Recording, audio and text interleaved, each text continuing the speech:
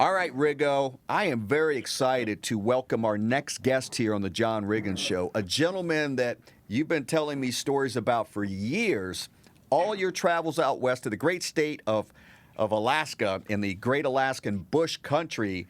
Mike Slim McDowell here on the John Riggins Show. We are very honored to have Slim with us today. Mike is the owner-operator of the Kvichak Lodge down in Ogig, Alaska. In fact, my daughter and I will be fishing with Slim here at the end of June coming up this year. So we're all looking forward to that. I'm getting all the details on what I need to get ready. In fact, yesterday we were talking and Slim said get rid of the spider wire. You got to have monofilament because it stretches. It's like Slim is that guy. He grew up in Alaska. And actually, his nickname, I believe, is Spenard Slim. And Spenard, for everybody, is like a suburb of Anchorage, if there's such a thing. I didn't know if Anchorage was that big. But Slim, it's really good having you on the show. It's nice seeing you again. To me, I can't tell, but you got a combo going on. A little Ralph Fiennes, you got a little Jack Palance, and of course a little Adam Carolla. So I don't know who you're channeling right now. Oh, jeez, I gotta listen to this bullshit. Holy moly! Perfect timing. Let me turn my damn phone off. Outstanding. See, I told you they got cell service in Alaska, John. Yeah, well, that's they're Alaska Telegraph and Telephone. Okay, so Slim, what else could go wrong? Well, let me ask you this now. Everybody, and I know that you and I've heard the story before, but you have to retell the bear story because when you think of Alaska, at least I do, I think most people think of bears because it's got the highest population of brown and grizzly bears in the North America. You told me a bear story recently, and do you recall it? Could you recount the story for us? The time you went camping? Oh, yeah, I got a lot of bear stories. Being born and raised up here, I got a ton of bear stories. But I think the one you're talking about is when I was sleeping out underneath the stars. Is that right? Yeah, that's the one. Yeah. Well, I was sleeping out underneath the stars in the middle of the night. I felt something wet on my face. And I wake up and there's a bear licking my face. And I really was having a hard time figuring, oh my God, what am I going to do now? So I noticed it's a female. So I reached back there and started playing with her a little bit. And that worked good because she ran off 25 yards, stood on her hind legs and waved for me to follow her. What was the That bear worked out wearing? good. Huh? Whatever it was, it worked. You got it going on with the bears anyway, Slim. Yeah. That's the only thing I got going on with. Let me ask Bear, you this. bear, where? Right there, Well, right there. Let me ask you this. Have you ever had, and I'm assuming that's possibly could have happened to you and that female bear, that sow bear, but have you ever had a real life bear experience yourself? Oh, nothing to where it was, nothing. Yeah, I've been around bears. You've been around bears too, John. There's such a large food source out there with all the salmon that they're really the man-bear incidents in Southwest Alaska is pretty much non-existent. I mean, I've seen, we fished around a lot of bears over the years. I've had them. Sometimes you be careful where you're fighting a silver salmon over on the Pacific coast and the bear's fishing upriver. He'll charge down the river and try to grab your salmon off your line. That's happened before, but as far as life-threatening, not really. What did you think when, talking about bears there, what did you think when you heard the story of Tim Treadwell? Do you know? Yeah, he was the guy pretty that much knew chocolate. Him and Chocolate Hello, were tight. Mr. Chocolate. Mr. Chocolate. Yeah, well, Timmy, he was well known for being a dumbass. Everybody told him what was going to happen before it happened, but he just didn't listen. See, what you got to understand, he went over there on the coast, the Katmai coast, and he was living with the bears. Well, he got to a point where he thought he was a bear, but he forgot to realize that bears attack bears. So he's up there standing like this and doing all this stupid stuff. And finally, they just decided that they had enough of Timothy. Timothy turned into a meal. Yeah, I mean, it was. Yeah, he was. He was warned by the Park Service. Good friend of mine, Gary Porter, owned Ball Mountain there. He dropped him off over there, but he had plenty of people in the know tell him that what he was doing wasn't a. It's one thing to go over there and study the bears, but he was acting like a bear. He would stand like this, and I mean, he's just basically pretty much retarded. After a while, they got sick of his bear impression. Yeah, it's like enough already. But one thing I did want to ask you, Slim, and bouncing around on your website, which is very cool to see, because not only is it world class fishing that I know John's going to get into, go back up there and take his daughter Coco, and I want to hear more of your stories about the various types of fishing that you go for up there. But in looking where you said you can go bird hunting and bear watching. And some pretty stunning and staggering photos there. So if somebody's going up there to bear watch, how close are you and how do you go about, what does that trip consist of? Well, it depends where you go. Now, the most popular place to go bear viewing in Alaska is a place that they call Brook Falls. It's in Katmai National Park. We go there, but that's kind of limited to July.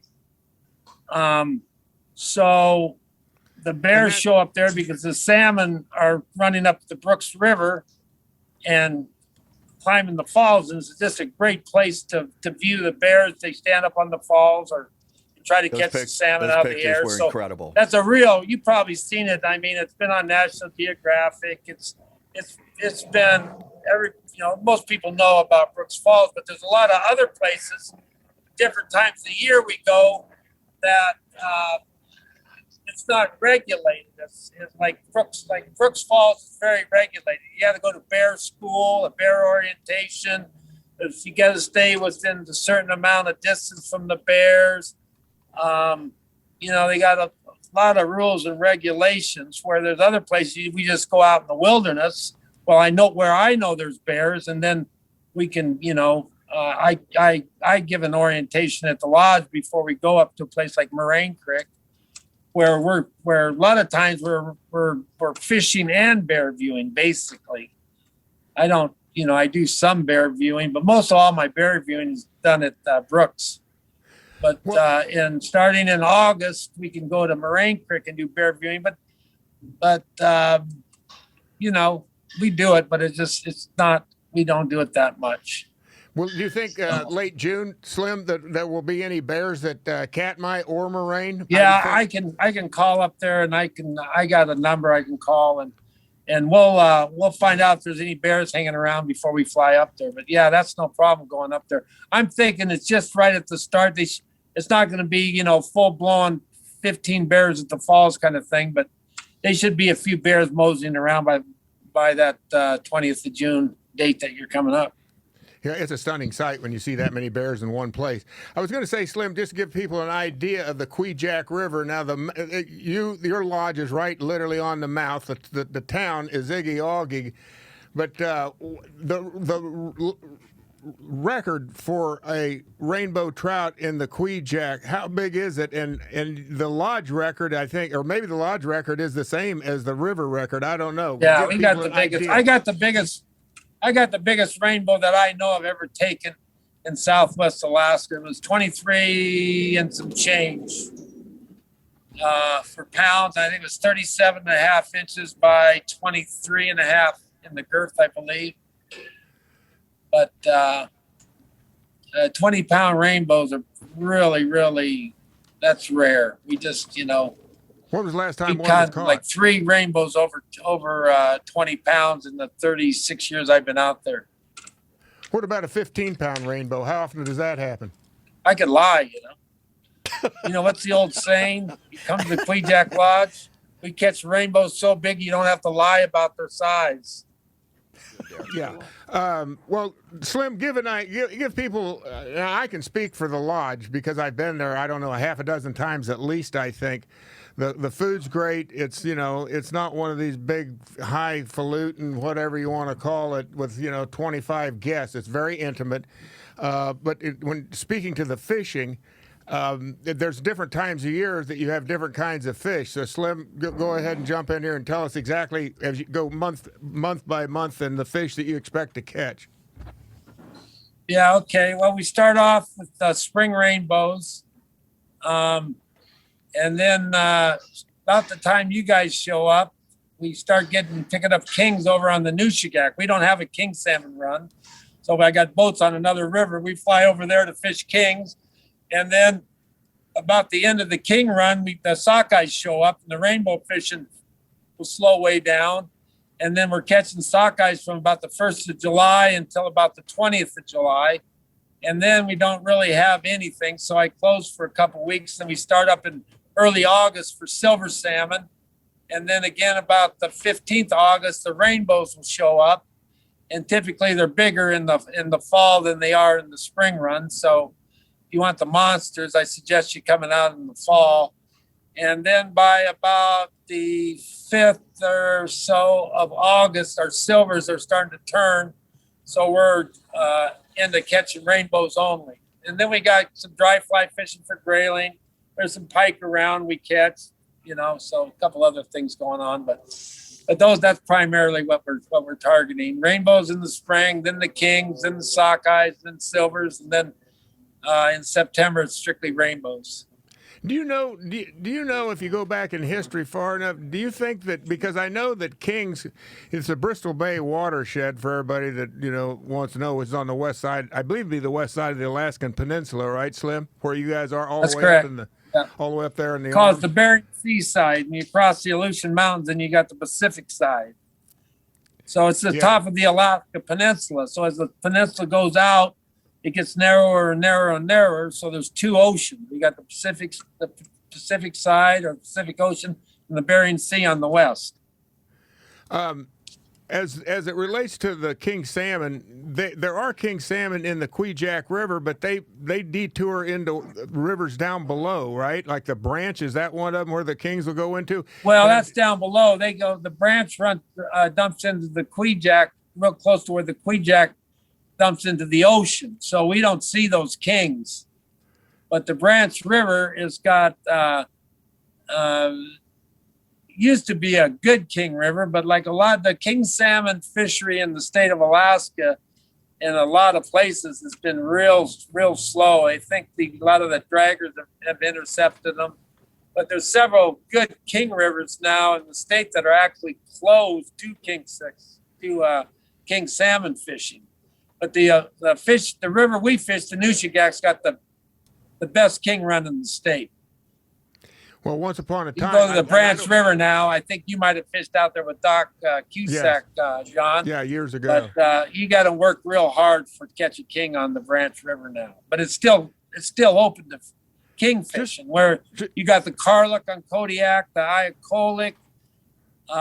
They're both closed. There's some king rivers in the Northern District now, north of Anchorage, that are closed. The Lake Creek and the Yetna drainage.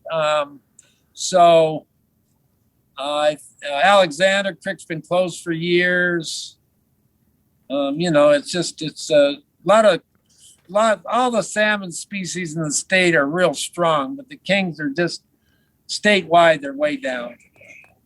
Yeah, I mean, years ago, I fished with the fellow you mentioned. He had Mike Cusack's King Salmon Lodge, the late Mike Cusack. And his lodge was on the Naknek, which is another river that dumps into Bristol Bay.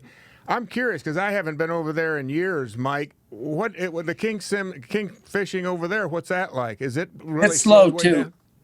Yeah. It's still open. You can still fish them, but it's you got to work for them. And then when August gets, do you have any of your fishermen coming up that will do a blast and cast? You'll fish for a while and then jump in and go hunt ptarmigan. Yeah, we start ptarmigan season opens the 10th of August. So I got 2 good bird dogs, and we do ptarmigan hunts in addition to the fishing. So it's just something to break up, I get avid upland bird hunters every once in a while, and we do pretty good at the ptarmigan. I got good dogs. Well, that's half the battle. You've been, how long have you had the lodge now? Is it going on 30 years? 37. You've had that lodge for 37 years. I know.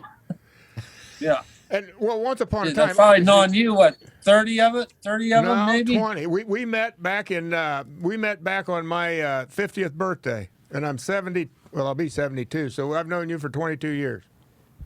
It seems like 30, maybe 40. I'm Oh, not it does. sure. Yeah, hanging around Well, you, it Slim- does seem like 30. Well, Slim, you got any dances with wolves with Riggo stories over at campfire? Was he I howling got all at the kinds moon? of Riggo stories.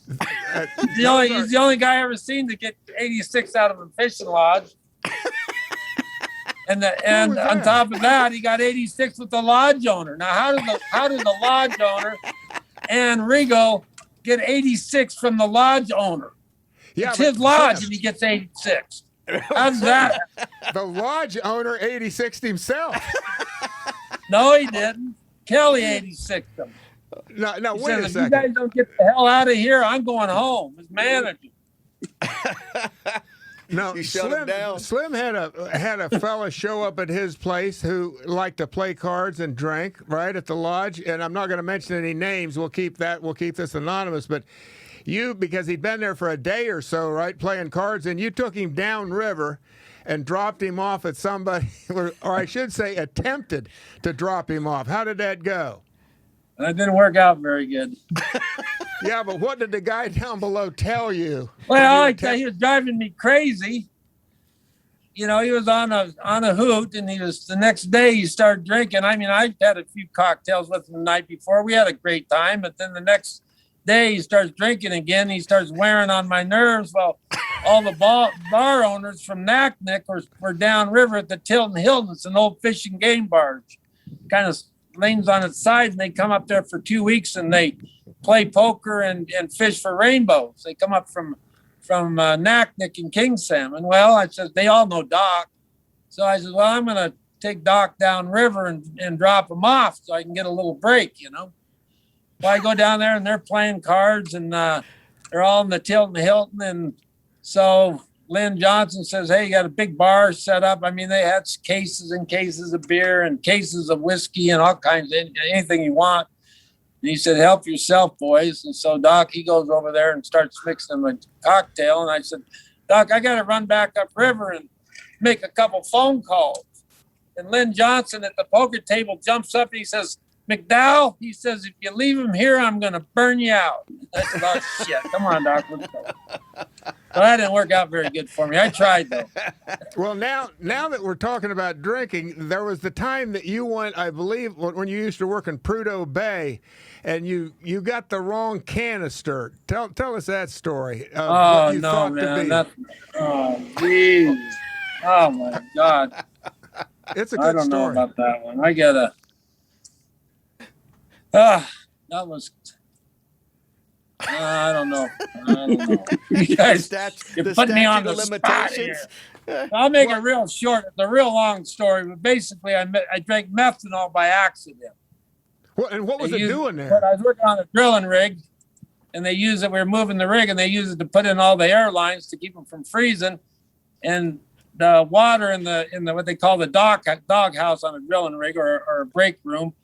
The water's in white 5-gallon buckets, and they pour it into a yellow igloo cooler. Well, the igloo cooler was empty, and there's a white 5-gallon bucket sitting on the floor. So I thought it was water, and I took a big shot of it. And it was methanol.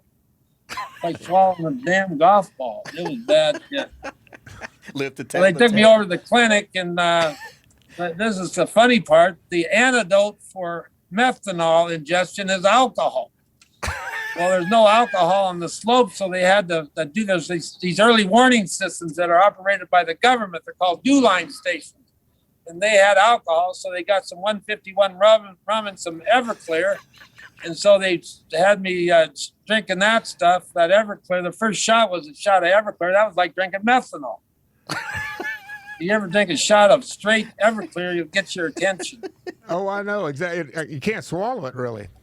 Yeah. So anyway, that was what they basically they just filled me full of alcohol to dilute the methanol, and then they medevaced me into Anchorage, put me on kidney dialysis, and cleaned my blood. The next morning, I woke up, I felt like $1 million. Didn't have no hangover or nothing. That's the part I couldn't remember. It was like, man, I'm ready to go. I'm back to work the next day. But let me ask you. Tell you what, if you ever get drink too much the night before, you know somebody to put you on kidney dialysis. That's the best thing I ever heard of for a hangover, because you ain't gonna have one. Well, when you drank the methanol, did you get a buzz out of that, just like regular No, I alcohol? only drink just a little bit. I only drink a shot, but it's very poisonous. It'll kill you, make you go blind. It's very, very, very deadly. So when you drank the 151 That was a big deal.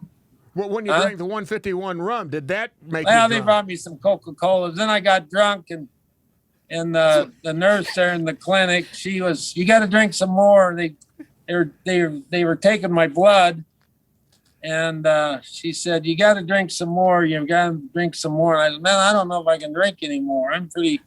No, you got to keep drinking. I said, well, she had these big old boobs on her. I said, okay, I'll do another shot if you show me your boobs. She said, you're going to die. John, As I would expect. John, have you ever heard the antidote is the world's largest rum and coke? Well, I don't think I'm going to drink any methanol anytime soon to find out. But yeah, that sounds like a pretty interesting way to go. John, one question I had, because this is some years ago. So you're out there and, you catch massive amounts of fish. And it's Well, it depends. Yeah. But most of the time, I know that's the true. one time you were shipping back more fish than you knew what to do with. So how does that work relative to, are you throwing them back, or when you come with a designated amount that I want to send back home, or how does that work? Well, Slim, first Well, of you all, got limits. I think an air compressor went on here in the hangar, but I can hear you good now. But yeah, you got limits. Sockeye salmon, you got a 5-fish limit. So you catch your 5 fish, and then you turn the rest of them back. Rainbow, it's Iliam, the wild trophy trout area, so you're not allowed to retain any rainbow trout. That's all hook and release. But different species of salmon got different limits. On the Nushagak, what's the king? How many is it? Like it's 1 king a day, and what, 5 or 6 for the You're season? allowed one over 28 inches and a couple under 28 inches, which are the jacks. What will a 30-inch king salmon weigh usually? 15, 20 pounds? Would it be that much? Yeah, not that much. Probably 12. When was the last time you actually guided on the Kvichak? Do you pitch in every once in a while, or because you're the pilot? No, not much. I guide once in a while over on the news. Just kind of depends how it works out for the seat in the airplane. So it, sometimes I'll guide on the noose a little bit, but the Kvichak, not really. I'll go up and maybe help some guys, show them how to catch sockeye salmon. That's all standing on the bank. That's not boat fishing, but physically guiding out of a boat, I haven't done it for a while. I used to, though. You got your main guide, John Dahl. How long's he been with you? 33 years. 33. Good Lord. Yeah. How would you rank him as guides on the Kvichak? Is he in a class by himself? Hopefully he's the best guide on the Kvichak. He's been there for 33 years. He's a good guide. He knows the river better than anybody. Is there anybody that's been there longer than him? No. Guiding like he? No? No. He's the senior close. A lot of senator, these guides, they're 4 or 5 years, and they finally go get a real job, They guide, you got guides in Alaska do it because they love to fish, they like to guide, but finally they wake up and they go, I got to think about my future. Because, it's a short job. It's only 3 months a year. And so, it's hard to make a living on just working 3 months. You mentioned, well, no, you didn't mention it. I'm going to mention it, that you have a, I don't know if it's your motto, but when you fly the plane, what do you tell your passengers? You thrill them? How does it go? Well, let me start at the beginning here. First of all, when you come to Alaska, and before you get in a bush plane, the first thing you ask the pilot is, have you ever wrecked an airplane? And if they say no, you don't want to fly with them, because there's those that have and those that are gonna. So you always want to be with the guy that's already wrecked one. So that's the first thing you do. But I used to tell them, I thrill them, I spill them, I chill them, but I don't kill them. Well, wait a second. I never knew this. Are you one that's gonna have an accident, or have you already had yours? Oh no, I've already had one. How long ago was that? When you were I just don't remember. How many hours? How many hours do you have flying a bush plane? Any idea? Around 7,000. 7,000. I got another question that just popped into my head. If you put floats on, let's say, an F-16, do you think you could land that on Iliamna? Yeah, coming in hot. probably if the lake is not blown up and it's nice and smooth, you probably could. What do you think the stall speed is on an 90 F-16? miles long. It's the largest lake in North America outside the Great Lakes. Oh, wow. Interesting. Yeah, I think. What did you say is the largest or third largest freshwater lake next to the? It's the largest freshwater lake outside the Great Lakes. It's North about America. 25 miles wide average and 90 miles long. Now, have you been down to the lodge yet since we last spoke, or is he getting ready to get? Yeah, I went down there last week just for a couple hours to check on some stuff and turn around and come back. So everything looks good. Nothing, no water damage. Yep. No bears got in there. Didn't you say you had a bears. bear? You had a bear Yep. in your lodge years ago, didn't you? Yep. Tore the shit out of the place. But you said you've got a stuffed animal in there. You actually believe that it might have Well, turned the bear. yeah, that's he come in through actually my bedroom window. No, he didn't. He went out through my bedroom window. He come in one of those windows in the back. You know what I'm talking about, back by the tackle room, John. Yeah, yeah. And so he come into the kitchen and completely destroyed the kitchen. And he tried to. I had some food in the pantry there, and he tried to come in through that cubby hole, that attaches next to the pantry, but he couldn't make that. So he come in to completely destroyed the kitchen, and then I had a mounted Wolverine right there walking into the living room, and I think he's seen that Wolverine and took off, and he went out through my bedroom window, and he pushed the window out, and it was a double pane window, and it broke one pane, but it didn't break both panes, so I just put the window back in. It worked out pretty good, actually. For having a bear in your lodge. Yeah, but I had to completely remodel the kitchen, bought all new cabinets, everything. It was completely destroyed. Well, Slim, as the season approaches, you got any idea what kind of year that the Kvichak is going to have as far as the trout fishing goes? You never know, but typically, a shitty year is a good year compared to everywhere else. So that's all I can say.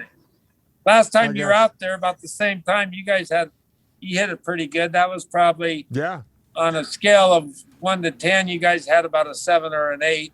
Yeah, I'd say I don't see it being better than the last time you were there. But you guys got into them pretty strong. By the way, just for everybody that's watching, Slim is at, I keep wanting to say Fort Hood. It's Lake Hood, which is basically I guess what, Slim? It's an FOB for float planes and obviously. Yeah, well, it's more than that. It's the largest seaplane base in the world. I think 1/5 of all float planes are here at Lake Hood. It's huge. There's hundreds and hundreds. Not only float planes, but there's a Lake Hood's got a gravel strip over here, so there's a lot of wheel planes here too. I mean, there's thousands of airplanes here. Well, based on and this time of the year, I can't believe we haven't heard a couple planes take off. But you can see it's kind of quiet today. The lake in the background here. But yeah, it's a beautiful day. You'd think that there would be some more roaring going on, but it's been pretty quiet. Kind of surprising. The fact that you're right beside Ted Stevens International Airport, I'm thinking that the air traffic controllers they got a full plate, don't they, to deal with when they're getting planes? We got our own traffic. We got our own area. There's a line between that we don't cross between International and Lake Hood. So when we go out to the north, if we vary too far to the west, you get into the ATC and you get in trouble. But everybody flies out of here. No, it's like a corridor to get in and out of here. Same with going to the east. You go to the east towards the mountains, then you go all the way to Tudor overpass, and then you can go south or north from there. Well, you can't go north because you're dealing with Merrill Field and then the military base, but you got to go to Tudor Road, stay east of Tudor Road when you go south. That keep you out of the Anchorage control area. Do you have So to once be you a know pretty, it's a big deal. do you have to be a pretty You experienced don't have to flag? call center or anything like that. You know, it's not that big a deal. You just got to know. You just got to know it. Well, in other words, you have to be a somewhat experienced pilot in that area to fly in that area.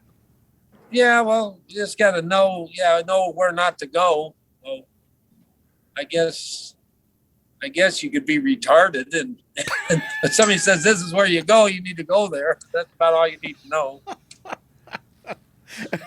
Well, Slim, I was fortunate enough to, I lived just almost a full year, about 1980, 81 there in Anchorage. And Oh, wow.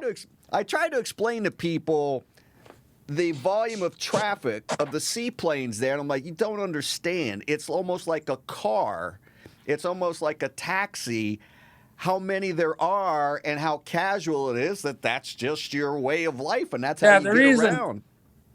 The reason that is because the state of Alaska, if you draw a line from the middle of the state up like Point Barrow or Prudhoe Bay and draw a line straight down to Anchorage, everything west of that line, there's no roads. it's what? So No roads. Oh, there's no roads at all. You can't just drive west of. Is there still just the one western half highway? of the state, you can't drive to anywhere in the western There's half just the of the one. state. There's And just, there's just the one highway. Well, there's a lot of highways east, the east Right. side of the state. There's highways. The west side there is none. But the state of Alaska, there's hundreds and hundreds of villages and stuff and small little towns. They all got state maintained runways, so that's their access to to in and out, and freight and everything's got to come in by air. Same with like in my lodge, we got the village of Iggy, and so that's where the clients fly into, and that's kind of the way the state operates. But because of the road system being pretty much non-existent, especially on the west half of the state, if you people, you're avid hunters and fishermen and stuff, a lot of these guys got their own airplanes because, you can just access so much more area with a float plane or what they call a bush plane on tundra tires. I don't know if I don't see any planes parked here on tundra tires, but they're just big tires like on Super Cubs. So you land on gravel bars and beaches and tundra and mountaintops and all kinds of stuff like that. Slim, do you ever watch shows like Life Below Zero or Alaskan Bush People? And if you do you laugh and go, "That's total bullshit"? Or, I mean, Or it's like, hey, I need an agent. These guys are a John, bunch is your of show pikers. scripted a little bit? what's that? No, trust me, this is Do not you think scripted. you might script your show just a little bit? Not a lot, but a I little. had to ask. I had to ask. No, a lot of that's scripted. Oh, But, yeah, I know it. a lot of it's right. real, but it's still a lot of it's scripted. A lot of I knew the guys over at Wild West Alaska. You remember that one? Vaguely. The guy that had the gun shop, gun shop here in Oh, Anchorage. yeah. Yeah, Wild West Alaska. A lot of that was ridiculous. I knew both those Kenny and Hans real well, and they were kind of the guys in the show. But they went on a buffalo hunt. It was over at a buffalo farm at Point McKenzie, shit like that. Well, and it was in the backdrop. They were in the mountains, and it was wild buffalo. Oh, they're in the woods. Yeah, they're in the woods. Yeah, But it nothing was like There's scripted a place reality, where you go right? if you want to. They raise buffalo there and they harvest them, and sell the meat. But if you want to shoot one yourself, you give them $2,500 and you go over there and you shoot one out of the pasture. But yeah, it was like they're they were like on this big Alaska buffalo hunt, and they're over at Point McKenzie inside a high fence. So- pretty hilarious. So, and if you're a real bad Shit shot, like that. What's that? I said, and if you're a real bad shot, they'll tether the animal for you, so it don't Yeah. run off. You just Something keep like slamming. that. Sounds a little Something rough. like that. You Well, go up Slim, and you've shoot them obviously in the got- ear with a pistol, so you don't ruin the meat. You're like I said, you are working on your plane today. Are they coming back, or are they all done with the inspection? No, we're got it tore apart. Can we pan? You want to pan over the airplane? There we go. Just stay right there. What is that? But You said anyway, we got it tore apart, and we're just waiting for it to get inspected, and then we'll put it back together. It's called a annual. You inspect everything. All the inspection plates get pulled. They look at the wing spar. They just pretty much look at everything in the airplane, and something's not up to snuff, we'll fix it, and do it every year. The engine gets compression checks taken, make sure the compression is up on all the cylinders. So if you got a bad cylinder with low compression, we'll swap out a cylinder. But this all have good compression, so that's good news. When you're talking airplane, you're talking serious money. when do you put the floats on? I'll wait. I bought another airplane, right? I told you that. Yeah. And it's already on floats, and I'll leave this one on wheels because I can go back and forth to the lodge a lot faster on wheels. So I'll wait till the last minute. I'll probably put it on floats around the 15th of June, a few days before you're my first group. So anyway. So then you'll have two planes with floats then, but when the season Yeah. starts. Yeah. I got another pilot hired. So, I'm wearing out. All You know what right, I'm Slim. talking about, Don. Well, Slim, we could stay here and keep talking and telling war stories, but we got to run, and I'm looking forward to see you in June. Take care of everything, and thank you so much for coming on. Before you go, Yeah, tell my the pleasure. folks- tell the Looking five forward to people seeing you. Tell the 5 people that are going to watch this video, if they're interested in going to the Kvichak Lodge, how do they make that happen?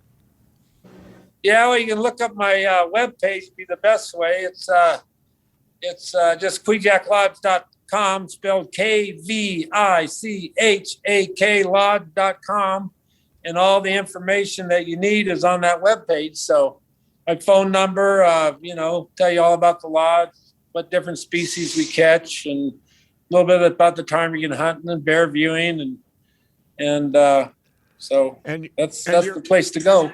And your cell phone number's on there. If they got any questions, they can call Yep. you directly, right? Yes, sir. Yeah. All righty, Slim. We're over and out. Thank you so much. Okay. Peace out.